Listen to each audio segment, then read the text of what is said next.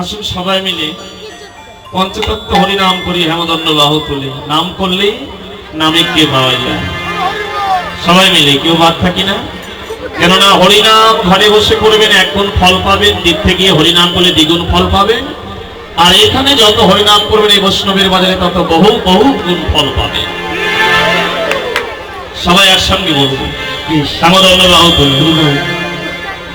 जय श्री कृष्ण चैतन्य प्रभु नित्यानंद श्री अद्वैत गदाधर श्री गौर भक्तवृंद। जय श्री कृष्ण चैतन्य प्रभु नित्यानंद श्री अद्वैत गदाधर श्री गौर भक्तवृंद। बोले हरे कृष्ण कृष्ण कृष्ण हरे हरे, हरे राम राम राम हरे हरे।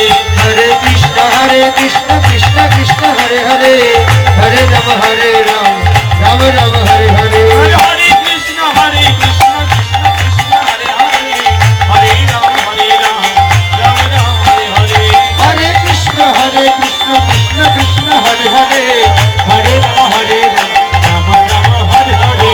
हरे कृष्ण कृष्ण कृष्ण हरे हरे, हरे राम राम हरे हरे। हरे कृष्ण कृष्ण कृष्ण हरे हरे, हरे राम राम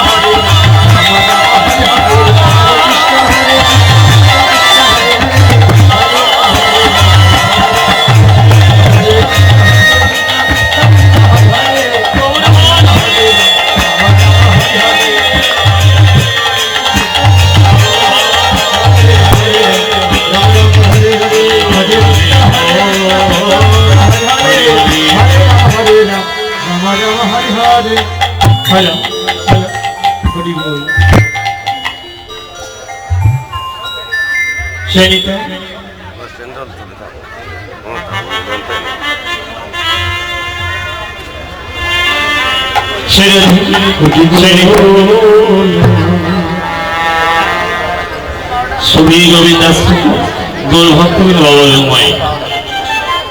প্রথমে আমার পরম গুরু পিতামাতার শ্রীচরণ শরণ নিলাম,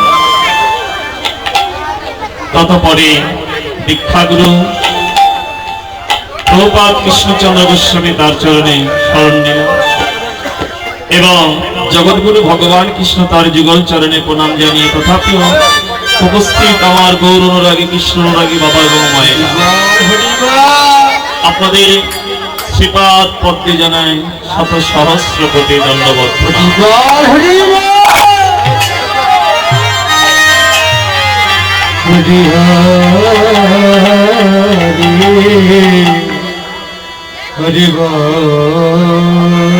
ভগবানের লীলা অপ্রাকৃত লীলা, লীলা স্মরণে ভাজন। যাই হোক, আপনারা ইতিপূর্বে একটু নামযজ্ঞ শুনলেন, তাই না? নাম শুনলেন। এবার যে লীলাটি আমরা আস্বাদন করতে যাব সেটি হচ্ছে ভগবান শ্রীকৃষ্ণের রূপ অনুরাগ, পাশাপাশি অভিষেক। এরপরে যিনি কীর্তনী আসবেন পারুলবালা দাসী শ্রীমতী দিদি আপনাদের মাঝে রাসলীলা শ্রবণ করা। তদুপরি আমার মুখে আপনারা আস্বাদন করুন ভগবান শ্রীকৃষ্ণের রূপ অনুরাগ এবং শেষান্ত অভিষেক। ভুলত্রুটি রসভাস নিজ গুণে কৃপা করে ক্ষমার দৃষ্টি থেকে। হরে হরে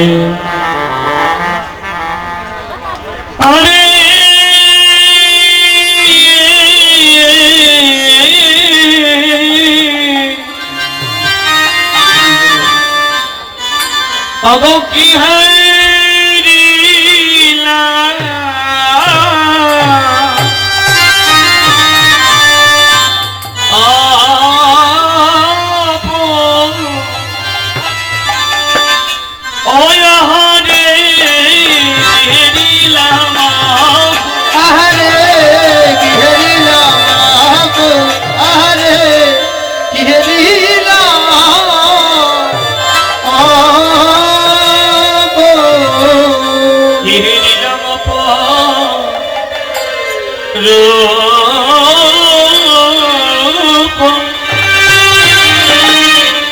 আমার গোড়া গুনো নিধি দেখলাম কতই চাঁদ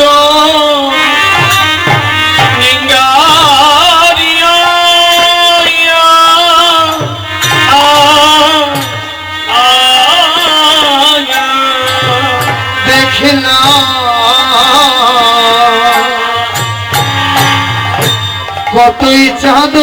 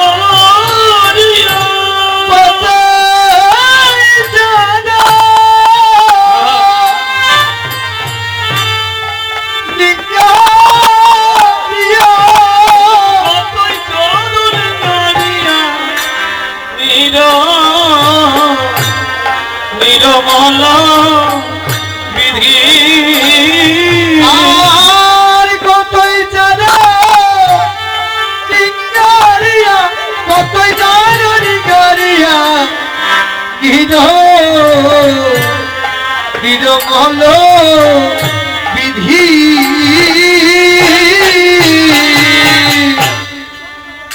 দেখলাম সোনার মানুষ এসেছে, সোনার মানুষ এসেছে, সোনার মানুষ এসেছে, সোনার মানুষ এসেছে, ভবনিধি গৌর আমার সোনার মানুষ এসেছে, ভবনিধি গৌর আমার সোনার মানুষ এসেছে, জগৎ সোনা করবে বলে সোনার মানুষ এসেছে, জগৎ সোনা করবে বলে সোনার মানুষ এসেছে।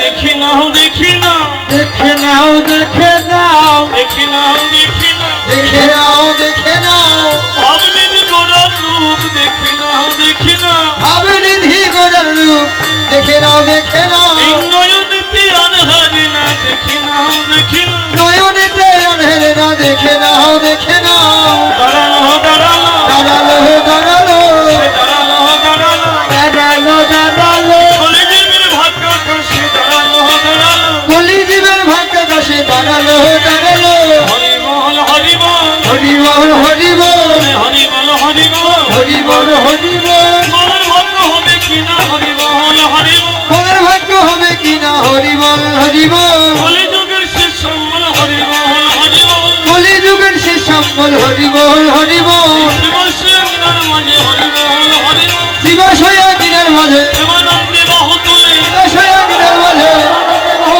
শিবাশয়া দিনের মাঝে, শিবাশয়া দিনের মাঝে, হরিবল হরিবল হরিবল হরিবল হরিবল হরিবল।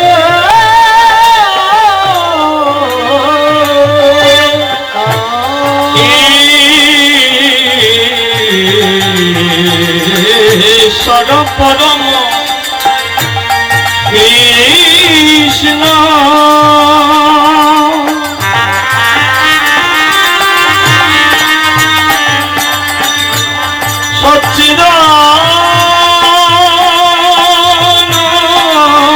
সচ্চিদানন্দ বিগ্রহ বিগ্রহ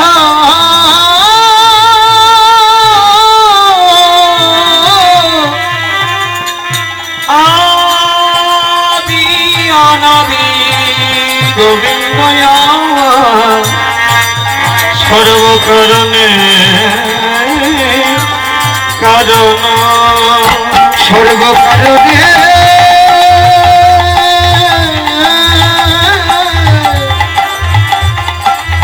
প্রভু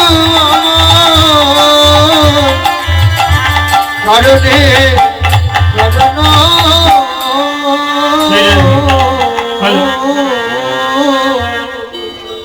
কে হেরিলাম, কথাগুলো তাৎপর্য বুঝবেন না।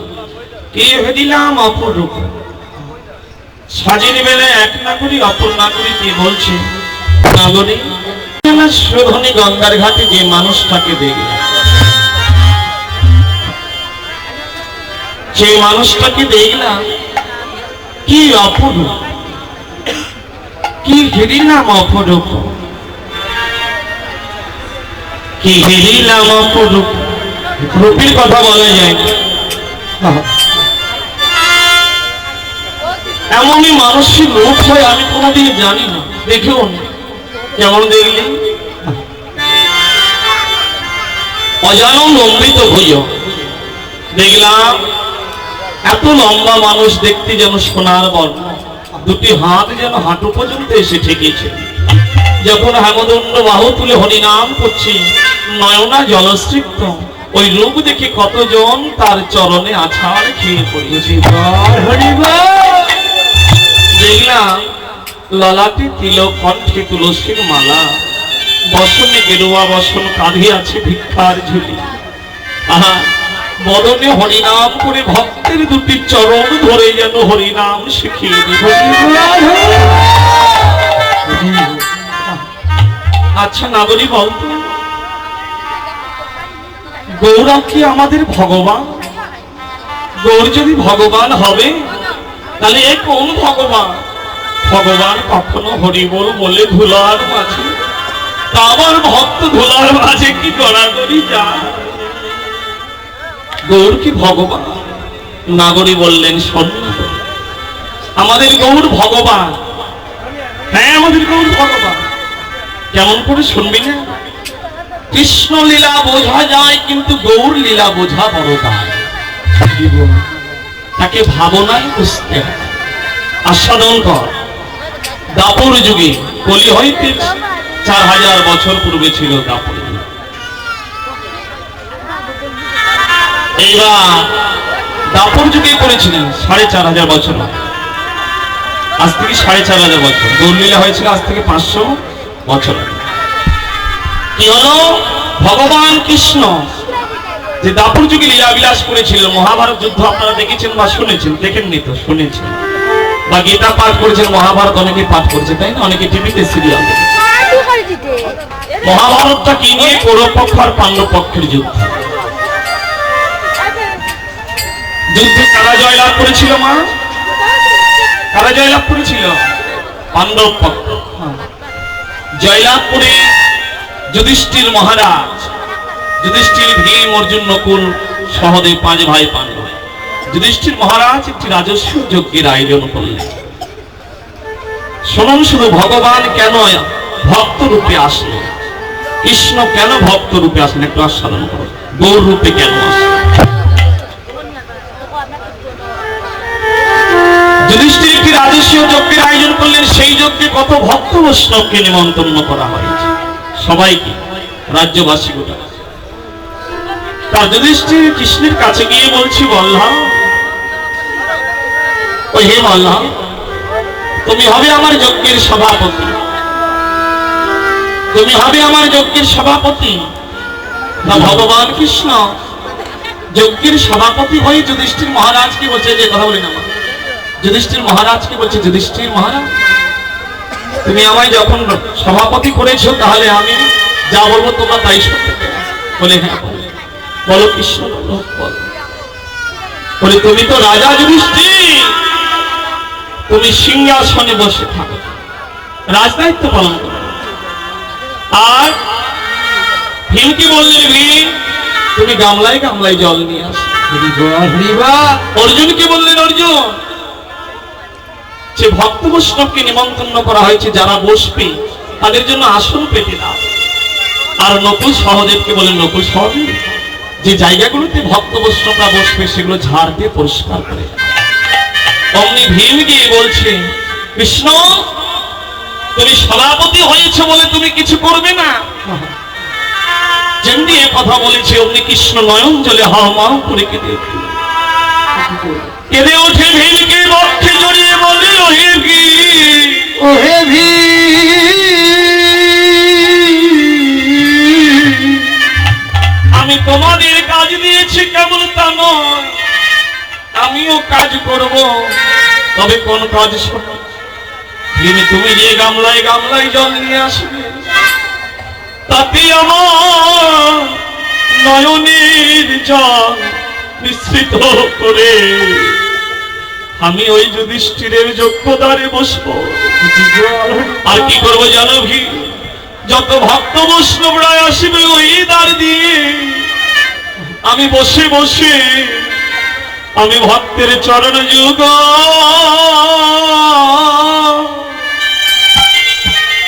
যুগল ধোয়াই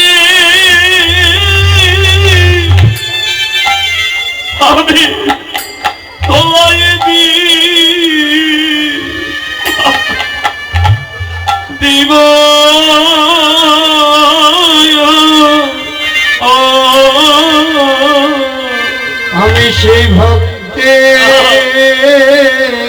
নিতাই গৌর হরি বল।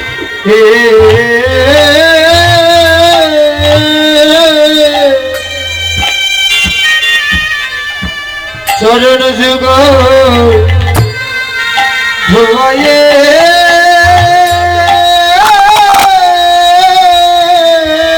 নিতাই গৌর হরি হরি বল। জয় রাধে। আমি ধোয়ে দিব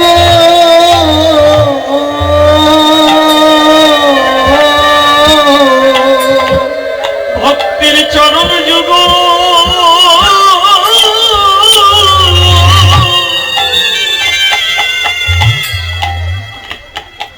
আমি যে বড় ভালোবাসি।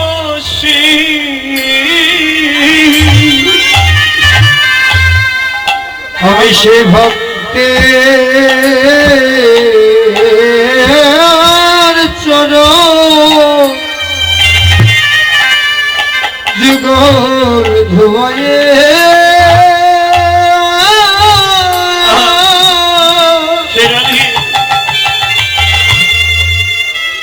আমি ধোয়ে দিব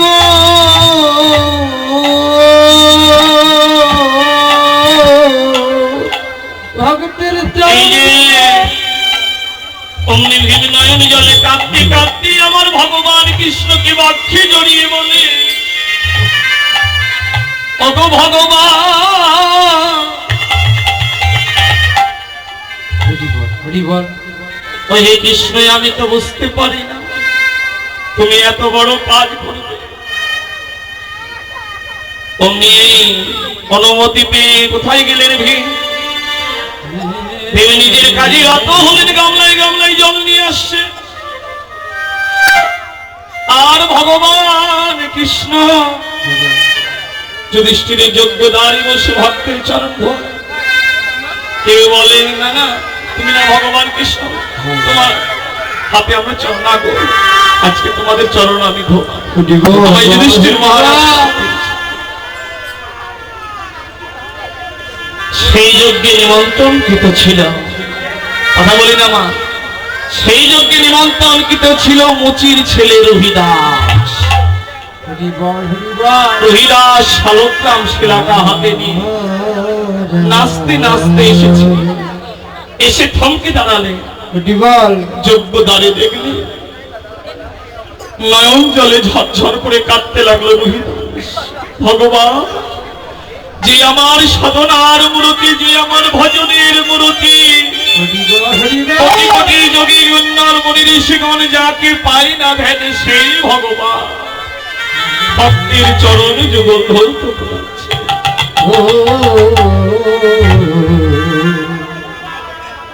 রহিদাস কাঁদতে কাঁদতে কাছে ভগবান কৃষ্ণ ডাকছে, রহিদাস, ওহে রহিদাস,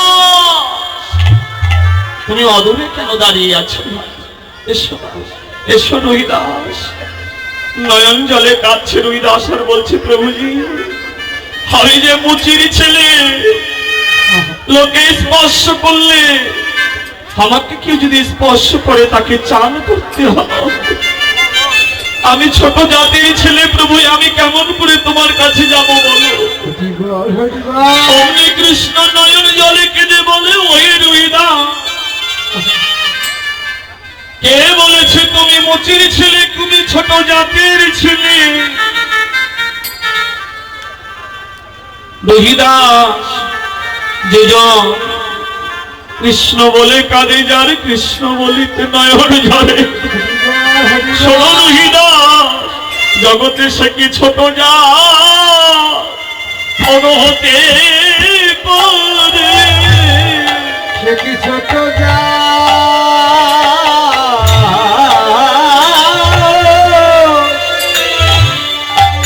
হতে পারে? জগতে সে কি ছোট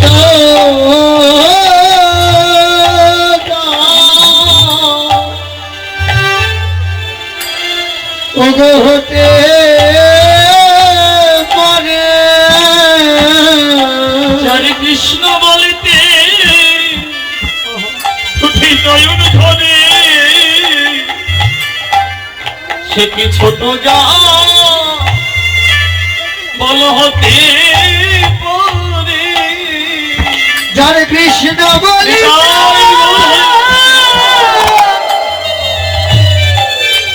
ওগো দুটি নয়ন ঝরে সে কি ছোট সে কি ছোট হতে হতে